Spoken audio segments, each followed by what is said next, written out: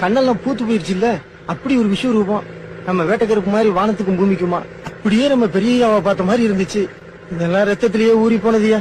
வேண்டான்னு சொன்னவன தானே எப்படி விலகி போகும். முதலாவதாக K Pudupatti K MR, Amaravathi Puthur Velukrishnan அப்பளம வேலுடைய அம்மாள், ஓட்டி வருகின்ற சாரதி கே புதுப்பட்டி பெரிய